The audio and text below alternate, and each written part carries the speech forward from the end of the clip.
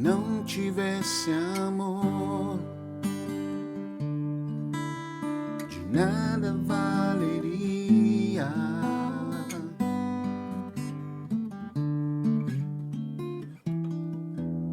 Se não tivesse amor, de nada valeria.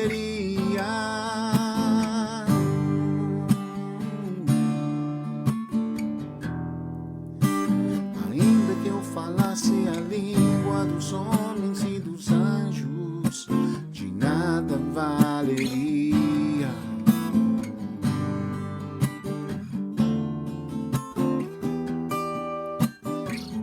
Ainda que eu desse meu corpo em sacrifício, de nada valeria. Se não tivesse amor, de nada valeria. Se não tivesse amor,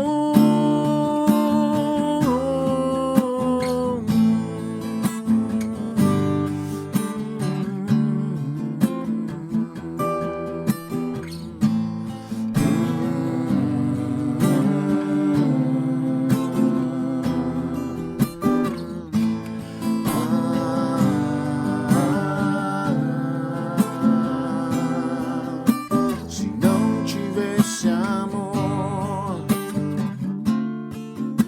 de nada valeria.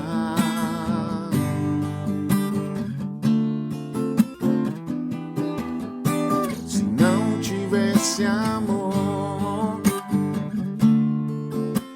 de nada valeria.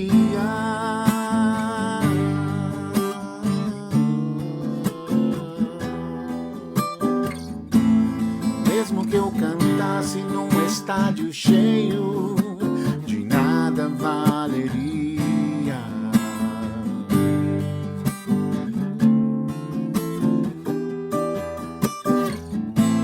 Ainda que viralizem todos meus vídeos, de nada valeria. Se não tivesse amor, de nada valeria. Se não tivesse amor, ensina-me a amar, Senhor. Ensina-me a amar, Senhor. Ensina-me a amar, Senhor, como tu amas. Ensina-me a amar, Senhor. Ensina-me a amar, Senhor. Ensina-me a amar, Senhor, como tu amas. Eu preciso aprender a amar. Eu preciso aprender a amar como tu amas, papá.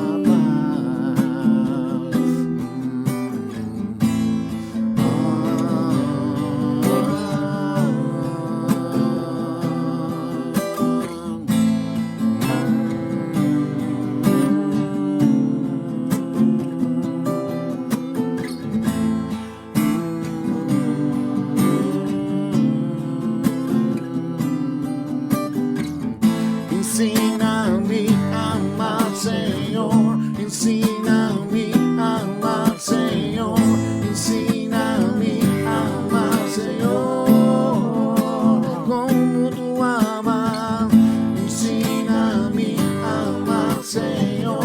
Ensina-me a amar, Senhor. Ensina-me a amar, Senhor, como tu amas, papá.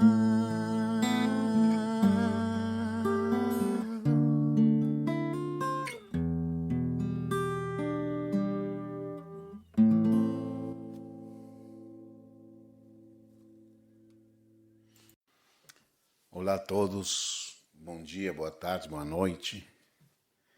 Acabamos de ouvir a música sobre 1 Coríntios 13, né? Se não tivesse amor, na verdade uma adaptação, não é o capítulo em si, né?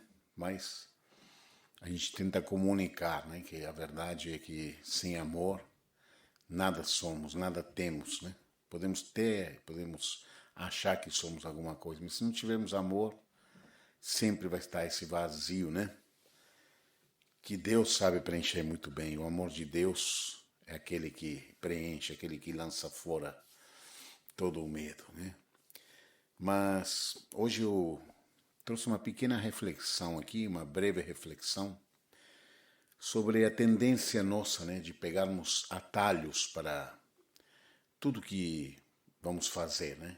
Tentamos fazer de uma maneira mais rápida, tentamos evitar dar uma volta, tentamos evitar um processo, tentamos evitar passar por algumas etapas que precisamos passar e acabamos nos dando mal, essa que é a verdade, né? Nem sempre os atalhos são bons.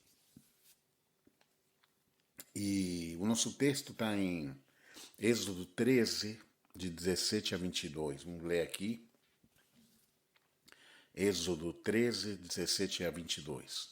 Quando o faraó deixou sair o povo, Deus não o guiou pela rota da terra dos filisteus, embora este fosse o caminho mais curto, pois disse, se eles se defrontarem com a guerra, talvez se arrependam e voltem ao Egito.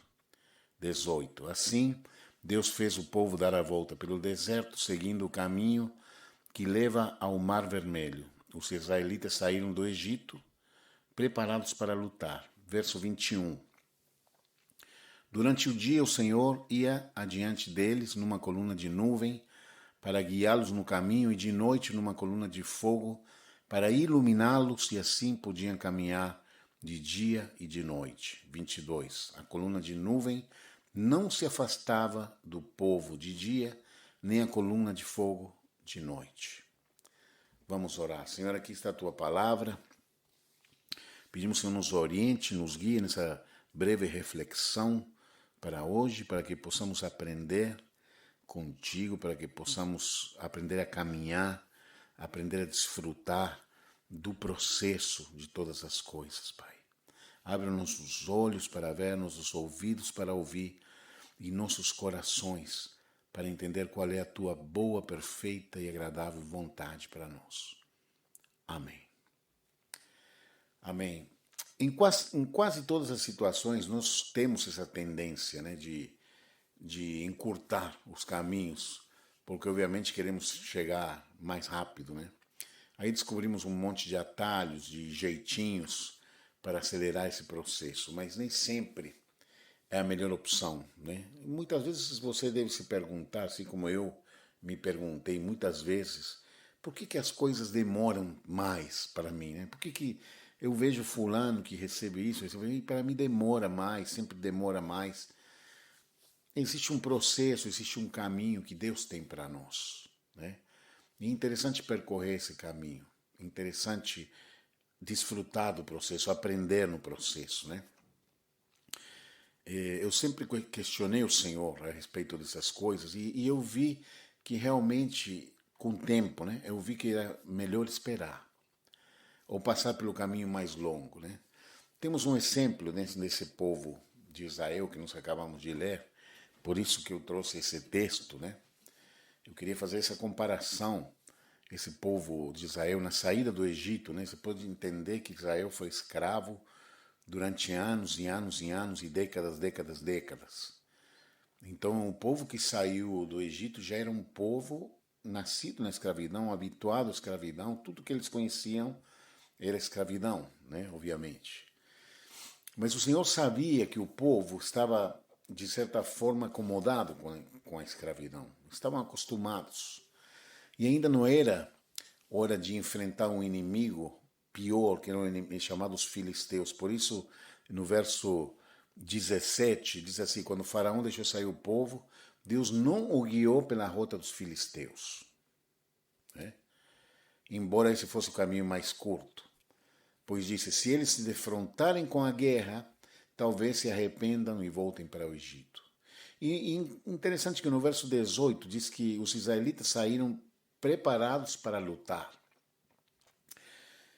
Muitas vezes nós estamos preparados para lutar, mas contra certo tipo de inimigo, né? Tem inimigos que a gente não conhece, tem inimigos que a gente não sabe como vão funcionar, como vão atacar ou como vão se defender. Então, não estamos preparados para certo tipo de coisa. Os israelitas estavam preparados para enfrentar os egípcios, de certa forma, né? Estavam preparados de alguma maneira, não sei se totalmente, mas não estavam prontos para conhecer novos inimigos, né? Então, nós não podemos encarar os inimigos que estão lá na frente sem primeiro nos livrar dos que estão atrás. Senão nós vamos estar sempre olhando para trás e distraídos, da frente vem, o de trás vem, e a gente vai perder, né? Então, não podemos encarar uma batalha deixando uma outra batalha pendente. Você está entendendo? Porque nunca estaríamos concentrados da maneira que deveria ser. Quando se trata de ministério, ou de vida, ou de profissão, né, muitas vezes acontece o mesmo. Queremos ministérios bem-sucedidos, de uma forma rápida, sem ter que pagar o preço, né? Quando eu me converti ao Senhor, eu era músico, já era músico profissional, mas acontece um erro muito grave nas igrejas, quando é grave mesmo, de chamar as pessoas para o ministério, ou nomear pessoas para o ministério, ou dar um cargo à pessoa para o ministério, porque a pessoa tem um dom, porque tem um talento. Não adianta nada o talento, não adianta nada o dom se você não tiver uma conversão genuína, se você não for guiado pelo Espírito do Senhor, né? Então não adianta nada, o cara vai estar cheio de dons lá na frente, mas os frutos dele não vão ser frutos genuínos. Nem para os outros, nem para ele. Ele vai se perder nisso aí. Eu já disse em outras ocasiões, né, que Deus não se impressiona com nossos dons e nossos talentos. Mas ele traça o caminho que nós devemos seguir. Ele traça, nós vamos obedecer ou não, né? Isso vai depender de nós. Mas Deus quer que sejamos sarados em tudo que vamos fazer, que sejamos ministros sarados, maridos sarados, filhos sarados, pais sarados, né? E quando os meus líderes, na época da minha conversão, descobriram meus dons e talentos, me chamaram para ministrar, me colocaram na linha de frente ali, e eu comecei a receber ataque de inimigos desconhecidos. Eu não tinha resolvido o meu passado, não tinha terminado de me converter direito, né? Então eu creio que aquilo foi um erro. Não estou reclamando daqueles líderes, porque eles andavam na luz que tinham na época, não é que haja maldade nem nada, né? Mas eu creio que aquilo foi um erro, né? Porque eu não estava preparado para encarar essa guerra ainda. Então os inimigos estavam atrás de mim, como eram os egípcios atrás, ainda estavam aí atrás, né? Como a gente costuma dizer, os fantasmas do passado, né? Eu não tinha vencido isso ainda, então não podia encarar um outro tipo de batalha. Você está me entendendo? Eu quero que você entenda isso. Você primeiro precisa resolver o fardo que você está carregando, né? Então, é um fardo de feridas que não foram saradas, um fardo de coisas que vão provocar depressão, né? Porque o passado, o fardo, isso provoca depressão. Assim como a preocupação com o futuro provoca ansiedade, né? Eu não quero dar uma de psicólogo aqui, nada disso. Mas nós não podemos basear nossas vidas em apenas nossos dons e talentos e nossos skills, né? Como dizem aqui. Tem que haver conteúdo vivo, tem que ter uma alma sarada, tem que ter uma mente concentrada naquilo que estamos fazendo. E eu fico imaginando o povo de Israel, né, se tivesse ido pelo caminho mais curto, provavelmente iam ver os filisteus e teriam desistido e voltado atrás, como diz o Senhor, né, no verso 17 do capítulo 13 de Êxodo, que acabamos de ler, que não vão levar eles aqui, mesmo que seja o caminho mais curto, porque eles vão ver os filisteus, vão se assustar e vão querer voltar para trás, voltar para a escravidão, né? Então, esse é um problema que acontece. Muitas vezes não resolvemos o que ficou lá atrás e tentamos ir para frente, mas parece que alguma coisa está puxando o nosso pé para trás, né? Então, quando tomamos decisões contrárias à vontade de Deus, nós vamos ficar sem orientação, né? Sem a nuvem durante o dia, sem a coluna de fogo durante a noite. Nós vamos estar por conta própria, nós vamos andar por nossa própria bússola, né? E vamos ficar desorientados. E e vamos querer muitas vezes voltar atrás. Quando sentimos que estamos perdidos, vamos sentir saudades do passado, algumas coisas que a gente vivenciava, né?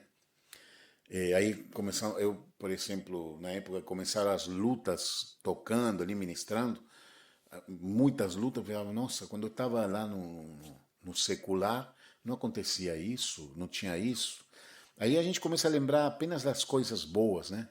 Que acontecia, mas não esquece que a angústia, a depressão, a ansiedade, tudo que a gente viveu, não lembra. Igual o povo lá várias vezes reclamou com Moisés, para que você nos tirou do Egito agora para isso aqui? Não vamos ficar aqui agora sendo assassinados, né? No meio do deserto, podíamos ter ficado lá, pelo menos tínhamos comida, tínhamos bebida e onde dormir e o que vestir, mas aí não lembravam das chicotadas, não lembravam dos estupros, dos abusos, né, que eles sofriam. Então, nessa guerra não há tréguas, então você precisa estar preparado para enfrentar o que virá, né? Não se meta em batalhas que não são suas.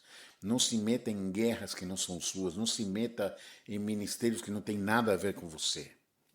Amém? É um conselho que estou te dando. O Egito estava atrás, estava nas costas de Israel, né? Então o Senhor mandou os israelitas que acampassem perto do mar.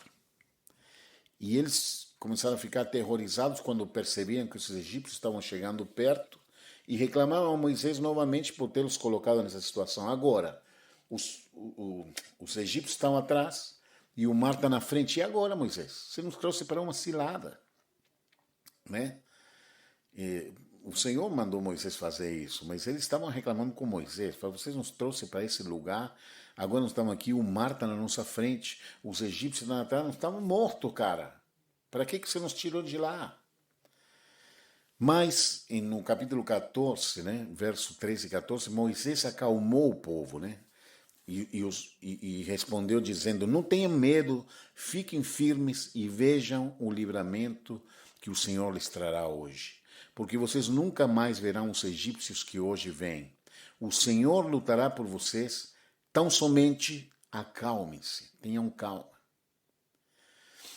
Então eles tinham esse dilema, tinham que enfrentar o mar ou enfrentar os egípcios, né? E nós sabemos que eles enfrentaram o mar.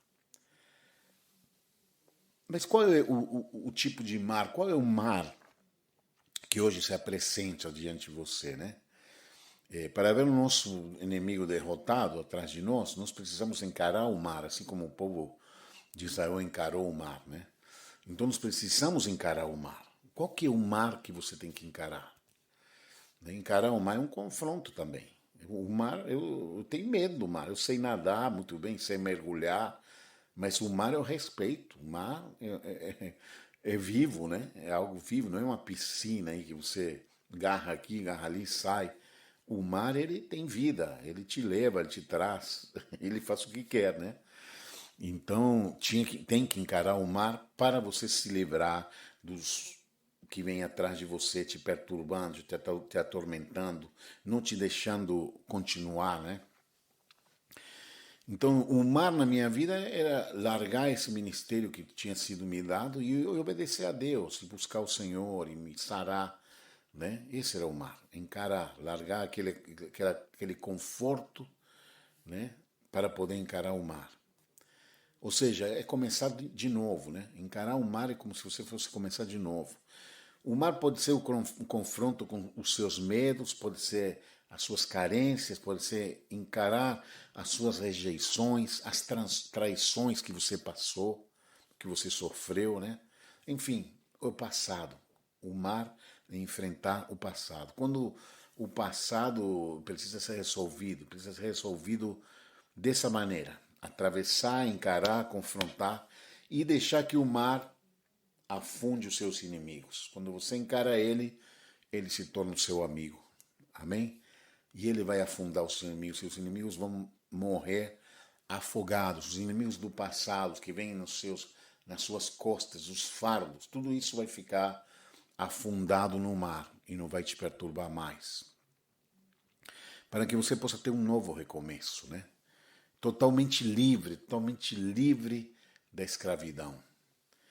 Então, essa escravidão, de certa forma, não deixa de ser um conforto, né? Você pensa, pô, você estava bem, fazia isso, fazia aquilo, tinha amigos de verdade, eu ia jogar a bola, não tem as crises que tinha quando eu jogo com os crentes. É verdade, mas também tinha outras coisas que você esqueceu, que era a angústia, o sofrimento, a dor, a incerteza e o vazio que provoca não ter Jesus no coração. Não esqueça disso. Quando você tenha saudades do Egito, não esqueça disso. Confronte, enfrente seus medos. Amém? Às vezes temos saudade das coisas que fazíamos no passado, mas deixa para trás. Né? Depois, no verso 22, no capítulo 14, Moisés estendeu a mão sobre o mar, o Senhor afastou o mar, o tornou em terra seca. E com um forte vento oriental que soprou toda aquela noite, as águas se dividiram. E os israelitas atravessaram pelo meio do mar, em terra seca, tendo uma parede de água à direita e outra à esquerda. O que aconteceu depois, já o sabemos muito bem, né? Israel passou ao outro lado, caminhando pelo meio do mar, e os inimigos foram mortos pelo mar que voltou sobre eles. Né? Só quando você passa, e você está salvo, ele vai e afoga os seus inimigos. Então, quando somos colocados de frente para o mar, é como se fosse um espelho onde você enxerga seus medos, enxerga suas desilusões, suas angústias, seus fracassos e também os enganos e as mentiras que você viveu, que você sofreu e que você cometeu também. Né? Então, encarar isso não é fácil. Não é fácil você estar de frente ao mar e o mar não se abre, não acontece nada. Não é fácil. Você tem que encarar. Tem que encarar. Então, o problema do escravo é que ele está confiando na escravidão. O fato de ser livre lhe causa um pouco de medo, né? A liberdade nos dá medo, a liberdade de escolher. Eu posso escolher, eu posso fazer, eu posso não fazer. Isso dá medo, né? Mas quando você confia no Senhor, você entrega a sua vida a dele, a coluna de nuvem vai estar ali durante o dia te guiando e a coluna de fogo durante a noite vai te guiar também. Amém? Mas quando há pendências do passado sem resolver, nós vamos acrescentando cada vez mais peso no nosso fardo, né? E aí não conseguimos desfrutar do processo, da caminhada, da ida, né? do ir até o alvo. Aí ficamos depressivos por causa do passado, ansiosos por causa do futuro, e no meio não desfrutamos de nada, nós não temos nenhuma gratidão, nenhum contentamento. No meu caso, eu resolvi entregar tudo nas mãos de Deus e deixar Ele me conduzir pelo mar. Né? O mar é o preço que vamos pagar. Às vezes ficamos com medo, às vezes vamos ficar sozinhos, às vezes olhamos para trás, mas quem abre as águas é o Senhor. Não é você, não são seus dons, não é seu talento, não é seu conhecimento. Né? Então, sempre é uma escolha que vamos ter diante de nós. Encarar o mar é uma escolha. Eu vou encarar, vou para frente.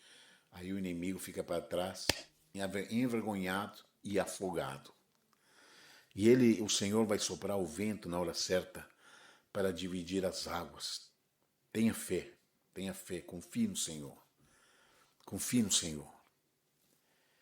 Depois que Israel atravessou o mar, ficou livre desse inimigo. Né? Logo viria o deserto, viriam outros inimigos, viriam outras lutas, mas aquele do passado já estava resolvido. Né? E quando você tem o passado resolvido, você vai encarar o que vem pela frente de outra maneira, mais leve, livre, né? E deixando que o Senhor te oriente. Muitas vezes o Senhor nos faz andar por caminhos longos para tratar com o nosso caráter também, que é uma maneira, mas esse é outro assunto, né?